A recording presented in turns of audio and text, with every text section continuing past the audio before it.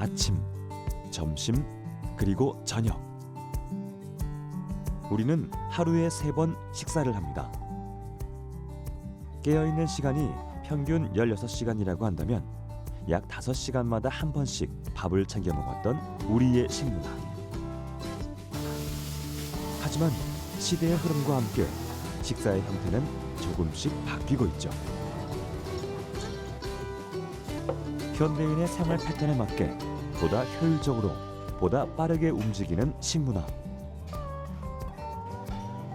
그렇다면 앞으로 우리의 식문화는 어떻게 변하게 될까요?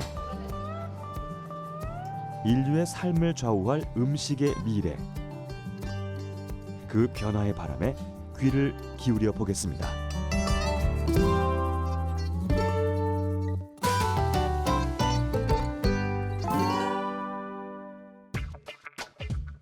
트위터의 공동 창업자 비지스톤과 에반 윌리엄스,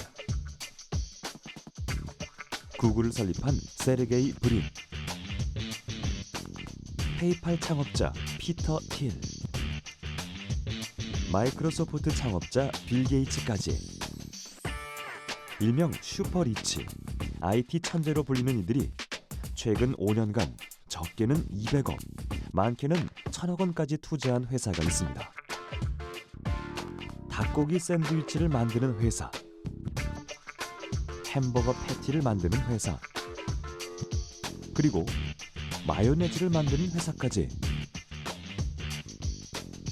모두 평범한 음식을 만드는 것 같은데요. 게다가 최근에 설립된 신생 벤처 기업들입니다. IT 분야의 거물들이 소규모의 식품 회사들에 거액의 투자를 하고 있는 이유가 궁금한데요. 알고 보니 이 회사들의 정체는 진짜보다 더 진짜 같은 가짜 음식을 만드는 곳이었습니다.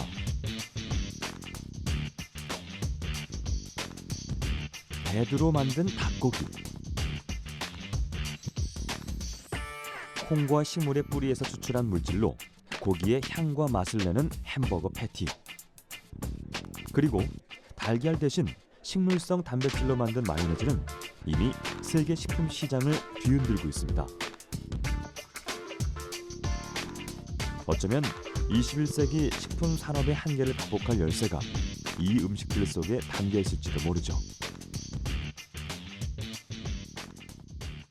국제연합에 따르면 2050년이 되면 세계 인구가 90억 명이 될 거라고 내다보고 있어요. 그래서 그 정도가 되면 현재 우리가 생산하고 있는 식량의 약 2배 정도가 필요하다고 합니다. 그래서 이렇게 식량난이 계속되게 되면 가장 큰 문제는, 현재도 큰 문제가 되고 있지만 세계 기아 인구가 매우 급속하게 증가하게 될 거고요. 식량을 확보하는 것이 이제 모든 국가의 가장 중요한 해결책이 되게 됨에 따라서 이제 먹거리를 확보하는 일이 안정적으로 보장되지 않으면 기본적으로 물가가 이제 상승을 하게 되고, 이러한 것들이 전반적인 사회 위기를 가져오게 됩니다. 그래서 매우 큰 문제라고 볼 수 있습니다. 인류의 먹거리가 부족해진다는 건 지금의 우리로서는 믿기 힘든 일입니다. 하지만 실제로 세계 인구는 매일 약 22만 명씩 증가하고 있습니다. 현재 인구는 이미 70억 명을 넘어섰으며 2030년에는 85억, 2050년에는 97억 명에 다다를 것으로 전문가들은 예측하고 있는데요. 증가하는 인구에 비해 사람이 살고 있는 땅은 도시화, 사막화 현상으로 음식의 원재료를 생산하는 비옥한 토지가 줄어들고 있습니다.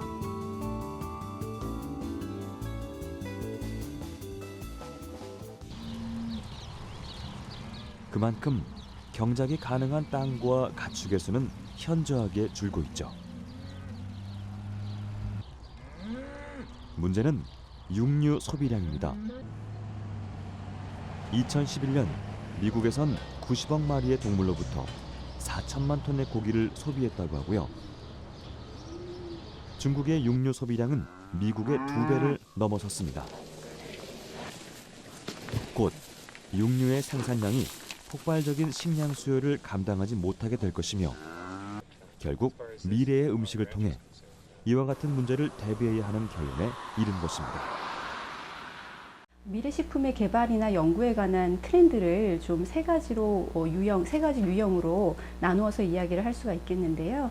첫 번째는 어떤 유전자 재조합 기술 같은 것을 활용해서 생산성을 높인 이제 농작물을 예로 들 수 있습니다. 두 번째는 지금까지 우리가 식품으로 늘 먹어왔고 또 지금도 수요가 굉장히 높지만 그 식품을 생산할 때 환경이 파괴되거나 동물 복지 같은 어떤 윤리적인 문제가 있어서 완전히 다른 방식으로 식품을 생산하는 방법의 이제 기술입니다.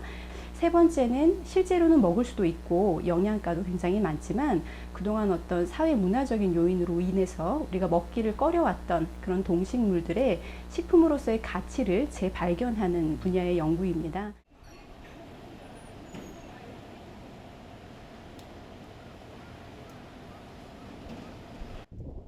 경기도 과천시에 위치한 한 채식 전문 음식점을 찾아왔습니다.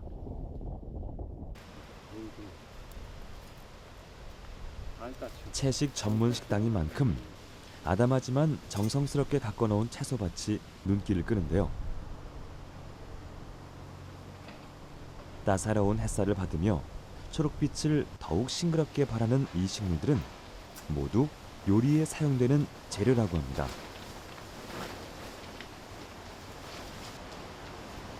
채식 위주의 식단을 좋아하는 분들이라면 이 채소들이 전하는 자연의 맛을 저절로 떠올릴 텐데요. 과연 어떤 요리가 기다리고 있을까요?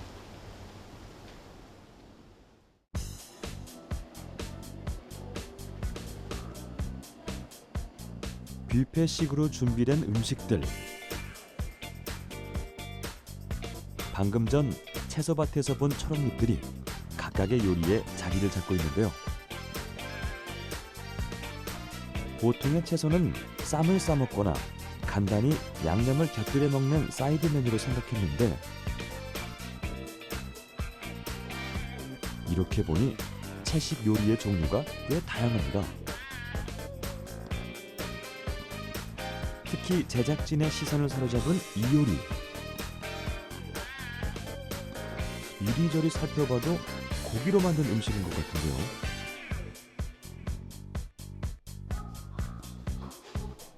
알고 보니 콩으로 만든 요리였습니다. 이곳에선 콩으로 이렇게 육류의 형태와 질감 그리고 맛까지 만들어낸다고 하는데요. 눈으로는 정말 감쪽 같습니다.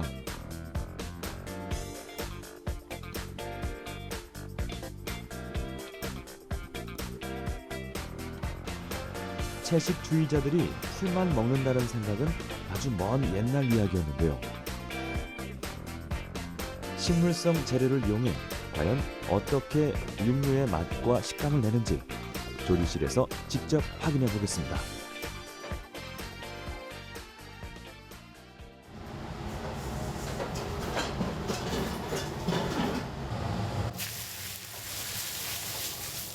강한 화력으로 재료를 볶는 조리장. 콩고기를 센 불에 볶는 이유는 육류가 알맞게 익었을 때 나는 특유의 향을 내기 위해서라고 합니다. 불고기도 할 수 있고요. 그리고 이 모양 말고 그 약간 동그란 좀 두툼하게 나오는 것도 있어요.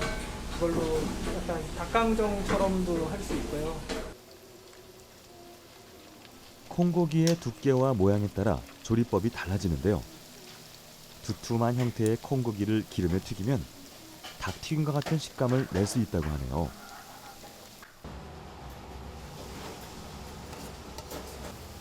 어느덧 완성된 콩불고기.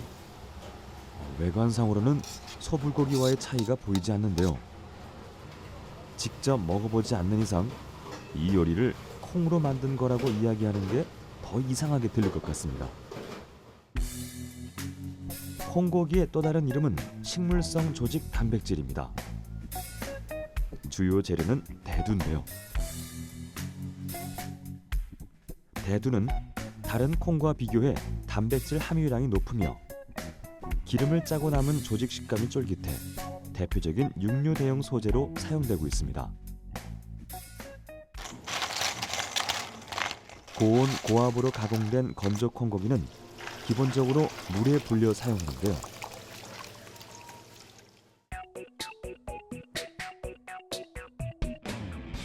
(30분) 이상 물에 불린 핵심 재료가 준비됐다면 다음은 연우 육류 요리의 레시피대로 조리를 시작하면 되는 것이죠.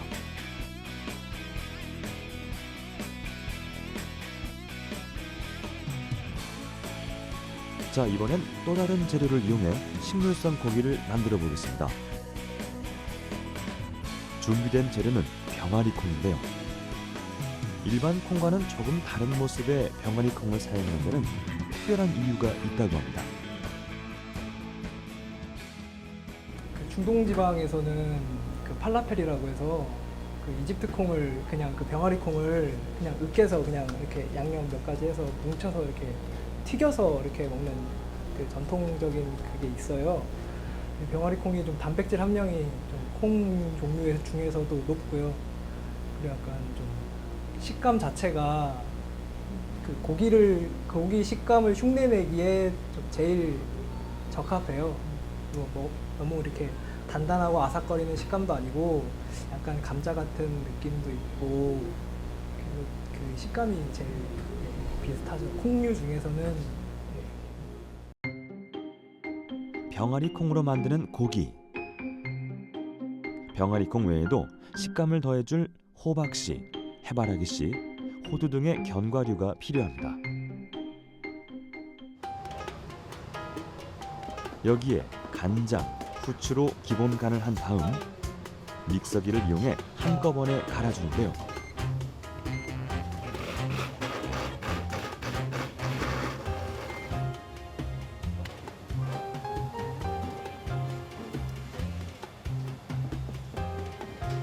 이렇게 곱게 갈린 재료들은 채소 우린 물을 넣어 반죽 과정을 거칩니다.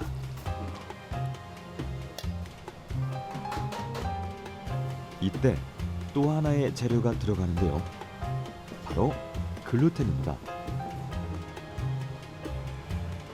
식물성 고기의 점성과 형태를 유지하기 위해 밀 단백질인 글루텐을 섞어 반죽하는 것인데요. 반죽을 치대면 치댈수록 쫄깃한 식감이 더해진다고 합니다.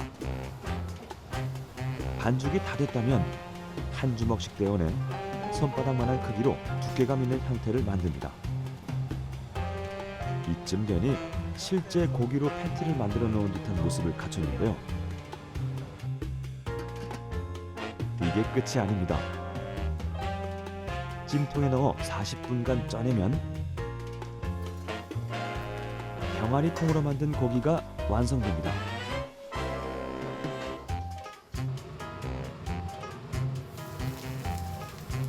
이와 같은 식물성 고기 요리는 지금까지 채식주의자들의 식문화로만 인식되어 왔는데요. 이젠 육류 시장의 한계와 미래에 닥쳐올 식량난, 그리고 단백질 보급원의 대안책으로서 식물성 고기가 주목받고 있으며 이를 인식한 세계 시장 규모 또한 급속도로 커지고 있습니다. 세계 식물성 고기 시장 규모를 살펴보면 2010년 1조 2천억 원에서 2015년 1조 8천억 원으로 증가했고요. 2020년에는 3조 원에 이를 것으로 전문가들은 예측하고 있습니다.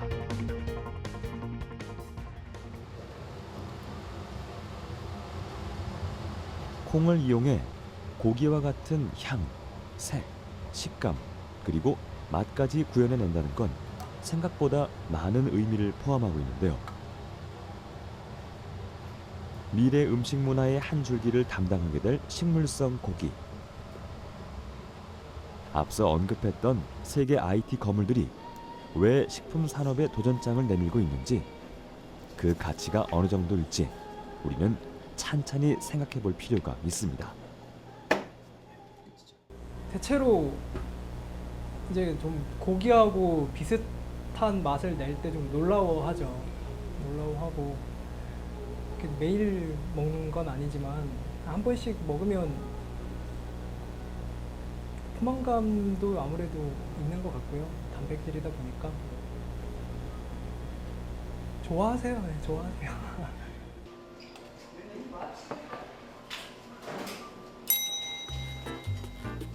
먹음직스러운 요리들이 준비됐습니다.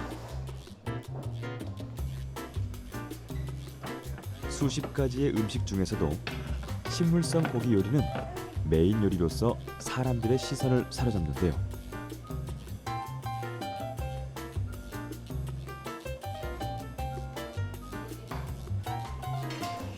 현재 우리나라의 채식 인구는 100만 명에서 150만 명. 저마다 음식을 고르고 선호하는 이유는 다르겠지만 식물성 재료를 가지고 다양한 메뉴를 만들고자 하는 노력이 이어지고 있다는 건 그만큼 채식 식단에 대한 사람들의 인식과 관심이 점점 커지고 있다는 증거일 것입니다. 네, 아이들이 좋아하고 잘 먹고 저희 아이가 또 아토피가 있거든요. 그래서 너무 맛있게 잘 먹고 갑니다. 저는 식감이 좀 다른데 네, 맛있는 것 같아요. 그 고기 담백한 거에 대한 거는 뭐 비슷한데 어떤 질감은 더 좋았어요.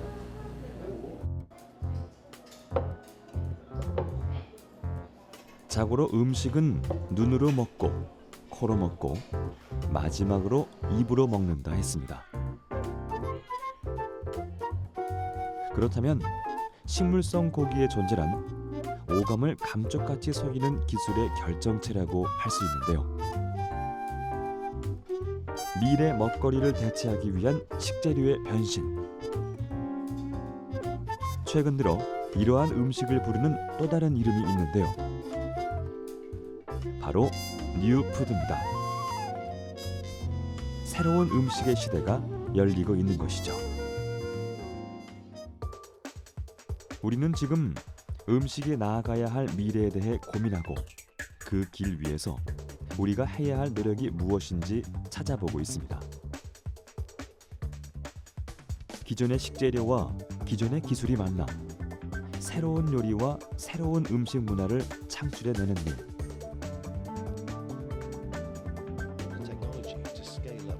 음식과 기술의 융합은 현재를 사는 우리가 미래를 준비하기 위해 해야 하는 선택인데요. 푸드테크는 비단 오늘날 등장한 것이 아닙니다. 시대와 시대를 잇고 인류의 음식 역사를 이끌어온 원동력. 그것은 푸드테크가 있기에 가능한 것이었죠. 1810년 영국의 상인 피터 듀런드는 방부제 없이 음식을 오래 보관할 수 있는 금속 용기를 고안했습니다. 그것이 바로 가공식품의 발달을 가져온 통조림입니다. 1864년 프랑스의 미생물학자인 루이 파스테르는 와인과 맥주가 산화되는 걸 방지하기 위해 저온 살균법을 개발했는데요.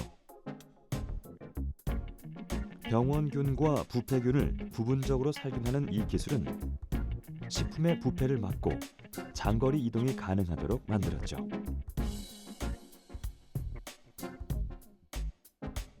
특히 냉매의 기화와 열 흡수 원리를 이용한 저온 장치, 냉장고의 등장과 마이크로파를 이용해 식품을 가열하는 전자레인지에 상용화는 식품 산업과 개인의 음식 문화에 영향을 준 푸드테크라고 할 수 있습니다. 푸드테크라고 하는 거는 이게 식품이라고 하는 어떤 하나의 영역, 그러니까 식품 회사가 식품을 만드는 게 아니라 식품 회사가 아닌 회사가 식품을 만드는 거하고 더 관련이 많습니다. 이 어떻게 보면 이제 이 특정 산업이 고유하게 가져왔던 것들이 아니라 이종 간에 어쨌든 섞이는 거죠. 식품과 기술의 융합. 푸드테크는 생활 전반부터 첨단 산업까지 매우 광범위한 영역을 차지하고 있는데요.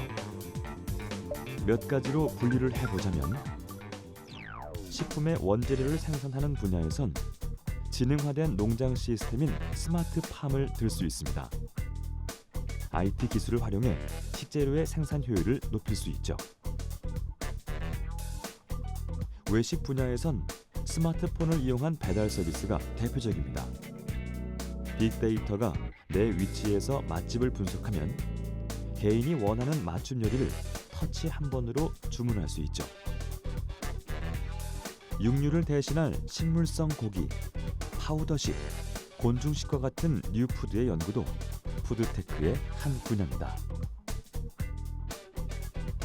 3D 프린터가 요리를 출력하고 사람 대신 로봇이 앞치마를 두르고 음식을 만드는 풍경은 더 이상 상상 속의 일이 아닙니다.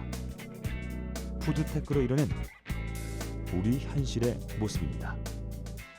그래서 푸드테크라고 하는 것은 식품의 생산, 그다음에 유통, 가공에 이르기까지, 그러니까 소비에 이르기까지의 모든 과정 중에서 정보통신 기술의 첨단 기술을 이제 접목한 산업 분야예요.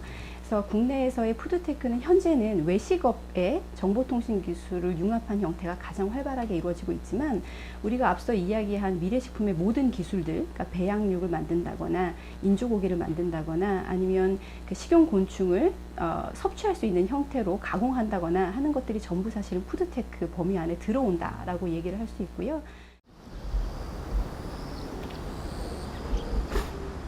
충청북도 청주시에 위치한 식용곤충 농장을 찾았습니다.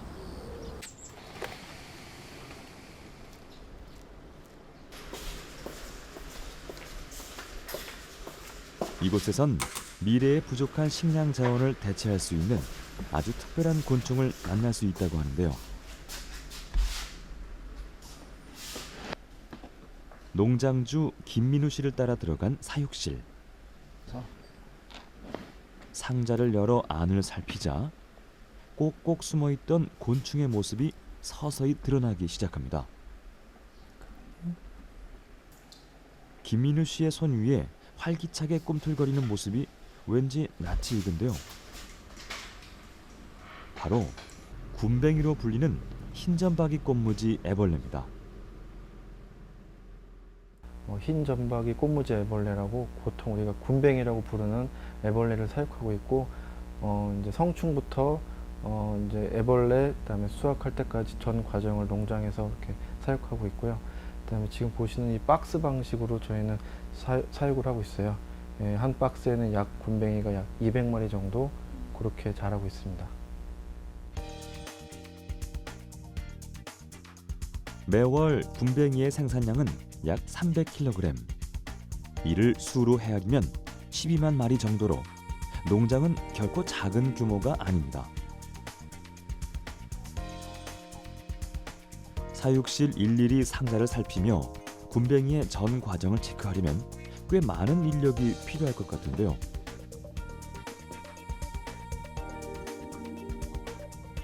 하지만 농장을 관리하는 건 오직 김민우 씨뿐.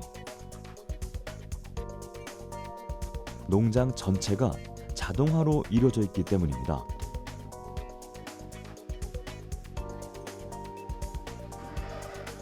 이 장비가 군뱅이의 사육 환경을 자동으로 유지해주는 제어 장치입니다. 사육에 필요한 세 가지 요소는 온도와 습도, 그리고 환기 시스템. 각 방마다 장착된 센서를 통해 군뱅이의 생육 환경을 측정하는데요. 온습도에 민감한 곤충은 환경이 변하면 쉽게 병들거나 성장이 멈출 수 있기 때문에 적정 환경을 제어할 스마트팜 기술을 구축한 것이죠. 곤충 사육하는 데 있어서 곤충은 온도, 습도에 되게 민감하기 때문에 항상 일정한 온도, 습도 유지를 해주는 게 중요해요. 이렇게 스마트팜 기술을 접목을 시키면 항상 안정된 사육을 할 수 있는 그런 환경을 제공해 줄 수 있습니다. 곤충 스마트팜은 단순히 온도와 습도를 자동 제어하는 것 이상으로 큰 의미를 갖습니다. 센서를 통해 실시간으로 측정된 데이터는 환경이 미치는 군뱅이의 생태 변화를 파악할 매우 중요한 자료가 되는데요. 이를 체계적으로 분석하면 군뱅이 사육의 최적 조건을 조성할 수 있어 보다 효율적으로 생산성을 높일 수 있습니다. 스마트팜이란 센서와 네트워크를 기반으로 한 농업 생산 시스템을 말합니다. 스마트 기기와의 연동으로 원격 제어가 가능한 것은 물론 농축산물의 생장과 생육 단계부터 온도와 습도, 이산화탄소, 토양 등의 정보를 측정해 병충해와 같은 피해로부터 작물을 안전하게 지킬 수 있는데요. 최근엔 이러한 지능화된 생산 시스템이 식용곤충 산업 속으로 들어오며 식품 시장 확장에 발돋움 역할을 하고 있습니다. 특히 UN 식량농업기구에서 미래 식량 부족에 따른 단백질 대체 식량으로 식용곤충을 선정하면서 곤충이 미래 식량 자원이 될 가능성에 힘을 싣고 있는데요. 2014년 국내에서 처음 식품 원료로 선정된 곤충은 갈색 거절의 유충, 일명 미럼이고요.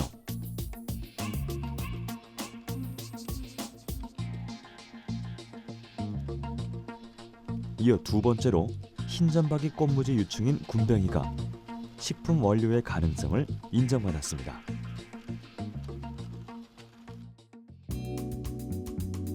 이뿐만이 아니라 식품의약품안전처에서는 식용이 가능한 곤충으로 벼메뚜기, 누에번데기, 백강잠, 장수풍뎅이 유충, 귀뚜라미를 허용해 국내에선 현재 총 7종의 곤충이 미래 먹거리로 개발되고 있죠. 식용 곤충에 대한 관심은 전 세계적으로 확산되고 있는 추세인데요. 전문가들은 지구상에 존재하는 수많은 곤충 중에서 1,900여 종의 곤충이 식용으로 사용될 것으로 내다보고 있습니다.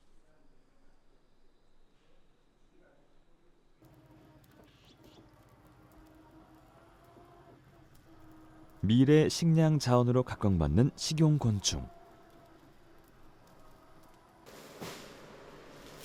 이처럼 곤충이 대체 식품으로서의 가치가 높은 이유는 가축 사육보다 훨씬 경제적이면서도 풍부한 영양을 공급하기 때문입니다. 1kg당 단백질을 생산하는 데 있어 곤충의 평균 먹이량은 4kg, 반면 가축은 54kg에 육박하죠. 사용되는 사료의 양이 적다 보니 온실가스나 메탄의 배출량은 가축의 80분의 1에 불과합니다.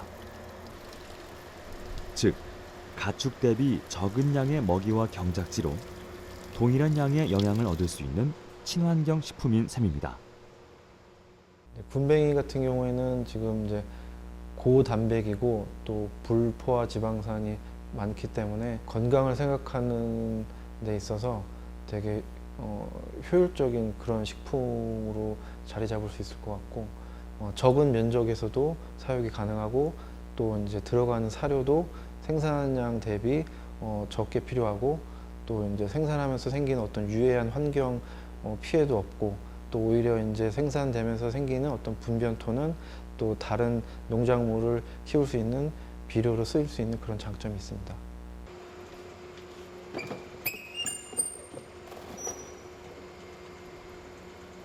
영양 만점의 식용 곤충이 그 효과를 발휘하려면 당연히 곤충에게 좋은 먹이를 공급해야겠죠.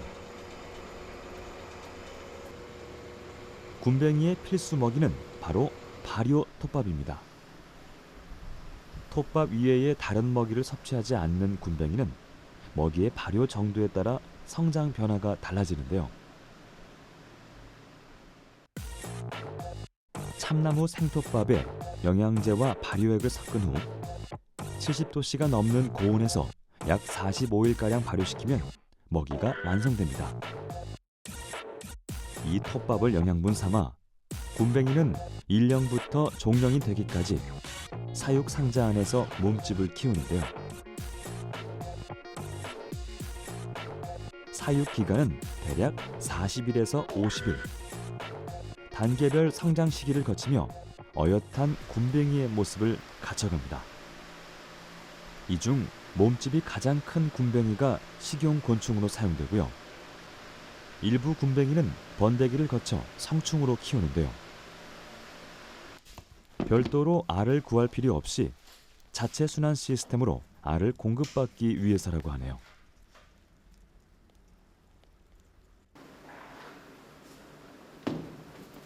허물을 벗고 성충이 된 흰점박이 꽃무지는 일정 시기마다 산란을 합니다. 성충이 낳은 알을 분리하기 위해 체란 작업에 들어가는데요. 성충의 사육 상자를 체에 쳐 톱밥과 알은 따로 분리해 사육하고 성충은 다시 새로운 상자 안에서 다음 산란을 준비합니다. 흰점박이 꽃무지가 한 번에 산란하는 알의 수는 약 100개에서 많게는 300개. 이 알이 부화하면 지금까지와 마찬가지로 식용 곤충으로 성장하게 되는데요. 이러한 순환 시스템을 통해 보다 경제적으로 군뱅이를 사육할 수 있습니다. 어느 정도 성장한 군뱅이는 식재료로 그리고 약용으로 활용하기 위해 절식 과정을 거치게 됩니다. 절식이란 곤뱅이 체내에 쌓인 분변이나 중금속을 완전히 제거하는 과정을 말하는데요. 사람이 직접 먹는 식품으로 생산한 곤뱅이는 절식이 제대로 되지 않으면 맛이 씁쓸해져 식용으로서의 가치가 낮아지게 됩니다.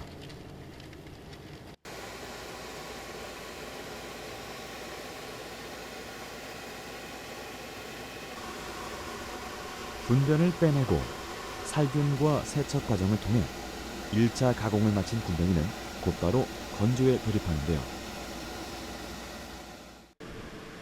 원적 외선을 쏘아 24시간 이상 바짝 말리면 식용 곤뱅이가 완성됩니다.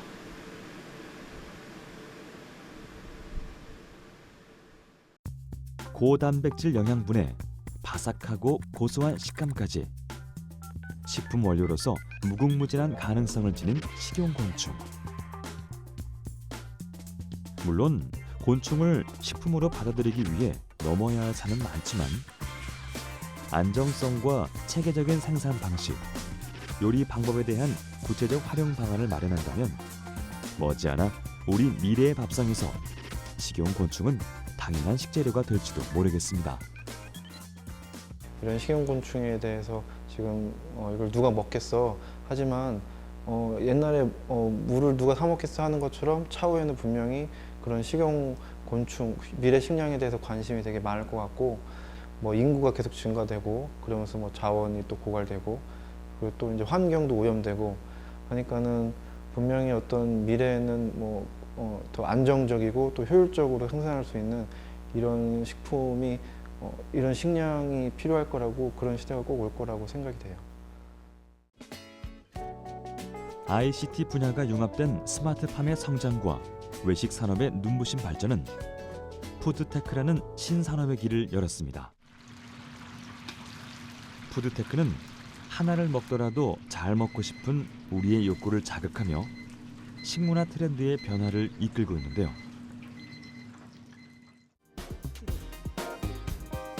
모바일 화면의 버튼을 눌러 음식을 주문하면 먹고 싶은 음식을 집 앞까지 가져다주는 배달앱.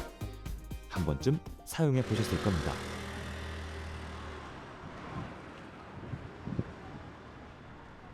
우리가 당연하게 사용하는 이러한 주문 배달 서비스가 바로 한국형 푸드테크의 시작이라고 할 수 있죠. 업데이트로 더 똑똑해졌어요. 최근엔 간단한 먹고 싶은 정보만 음식을 입력하면 선택하면 나만을 위한 레시피와 맞춤 레시피가 그에 필요한 식재료를 함께 풍성해진 받아볼 수 있다고 영상, 하는데요. 짤 레시피로 요리를 더 쉽게 생생한 레시피와 함께 건강, 영양 정보까지 한눈에 식품 산업과 정보통신 기술이 만나 탄생한 푸드테크.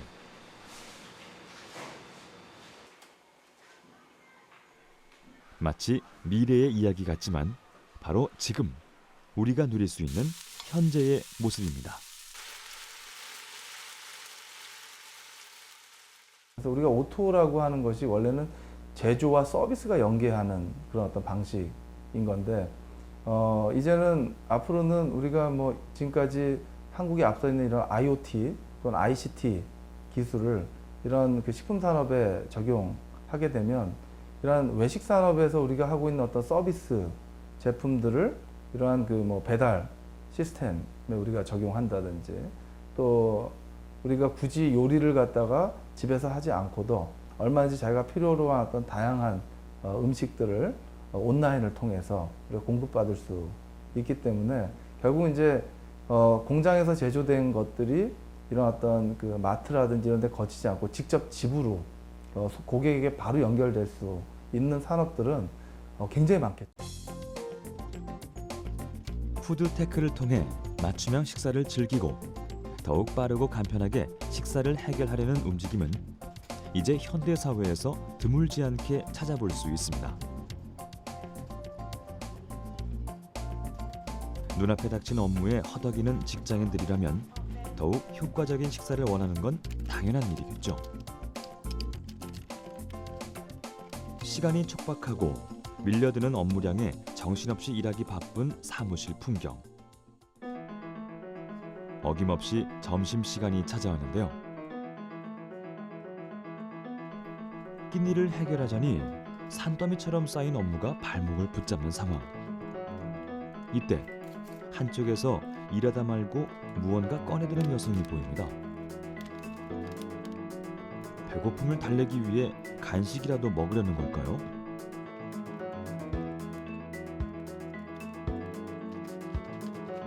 알고 보니 이 여성은 점심 식사를 준비하는 중이었는데요.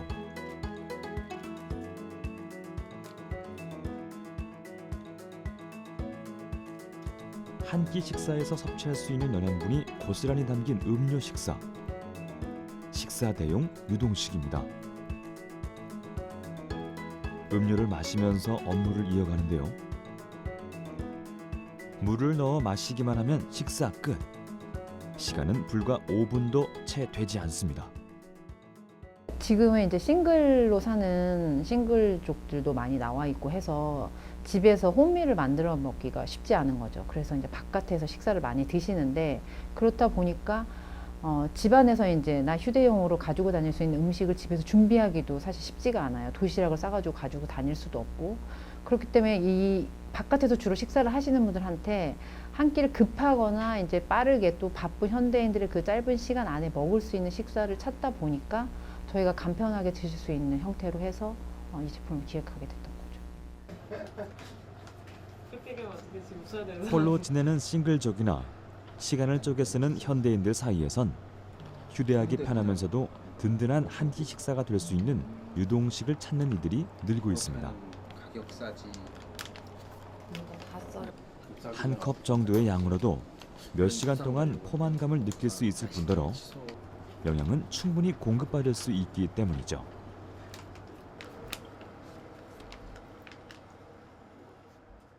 아침에 이제 바쁜데 이제 차려 먹기는 귀찮고 그런 걸로 대용으로는 너무 좋고 먹어보니까 포만감도 나쁘지 않더라고요. 그래서 지금 요즘에는 아침에 주로 계속 먹고 있어요. 유동식 식사는 매우 간단합니다. 파우더와 물만 있으면 되는데요. 섭취하는 음식 자체가 파우더 형태이지만 신체에 필요한 영양분을 골고루 담고 있어 다이어트 식품이나 헬스용 보조식품과는 명백히 차이가 있습니다. 하지만 간편한 영양식이라고 해서 반드시 미래형 식사가 될 수 있는 것은 아닌데요. 사람은 먹고자 하는 욕구와 음식을 음미하는 즐거움을 추구하기 때문입니다. 식사다 보니까 맛을 추구하는 부분, 또 현대인들이 웰빙을 생각하니까 건강을 추구하는 거, 그리고 라이프 스타일을 봤을 때 간편성을 추구하는 부분들. 그렇게 봤을 때 이제 그 각각이 추구할 강점과 약점이 다 다르게 공존을 하는데 가장 극한으로 간편하게 하실 수 있는 건 당연히 이제 알약과 같은 걸 섭취하는 부분인데, 하지만 거기서 반드시 생각해야 되는 거는 그걸 먹었을 때 이걸 참으면서 먹을 수 있는 제품은 아니기 때문에 반드시 맛에 대한 부분이 꼭 잡혀야 되는 거고, 그리고 거기서 더 잘 잡힌다면 그냥 마시는 그런 식사 대용만이 아니라 뭔가 씹으면서 또 사람이 행복할 수 있는 그거에 대한 부분을 좋아할 수 있는 구성이 된다면 소비자들의 더 많은 그런 각광을 받을 수 있을 것 같습니다. 과연 우리가 마주할 미래의 식사는 어떻게 변하게 될까요? 미래의 주방에선 사람이 직접 요리하는 모습보다 기계가 요리하는 모습이 더 익숙해질 겁니다. 영양 만점의 요리를 뚝딱 만들어내는 인공지능 로봇을 마주하게 될지도 모르죠. 로봇이 아닌 작은 기계에서 출력되는 음식을 맛볼 수도 있습니다.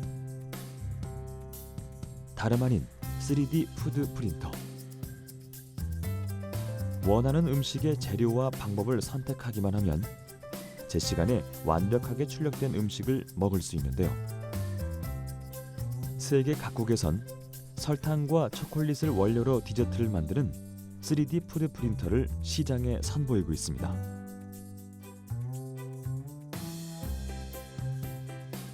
무엇보다 미래의 식사를 이야기한다면 누구나 한 번쯤 한 알만 먹고도 배부를 수 있는 알약의 존재를 상상해 본 적이 있을 겁니다. 얼핏 공상과학 영화에나 나올 법한 이 신비의 약이 실제로 존재한다면 앞으로는 식탁이 필요 없어지겠죠.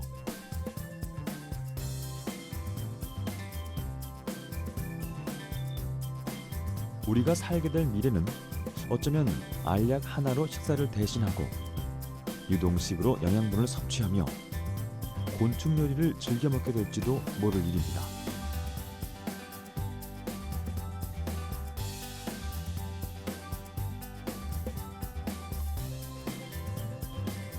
불가능할 거라고 생각했던 음식의 미래는 푸드테크라는 이름으로 점점 현실로 구체화되고 있습니다.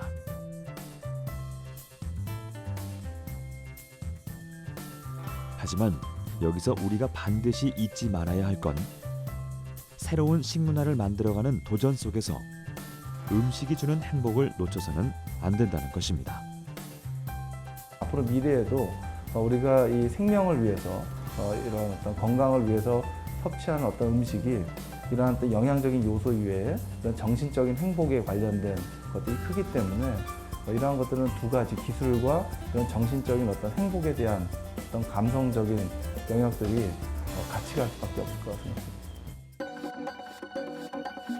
인류에게 있어 음식 문화를 빼놓을 수 없는 이유. 그건 바로 음식이 우리 생명과 가장 가까이 닿아 있는 동시에 미래를 연결하는 창구가 되어주기 때문일 겁니다. 시대의 흐름과 함께 변화하는 식문화. 그 변화의 바람이 이끄는 음식의 미래를 설렘과 기대로 기다려봐도 좋을 것 같습니다.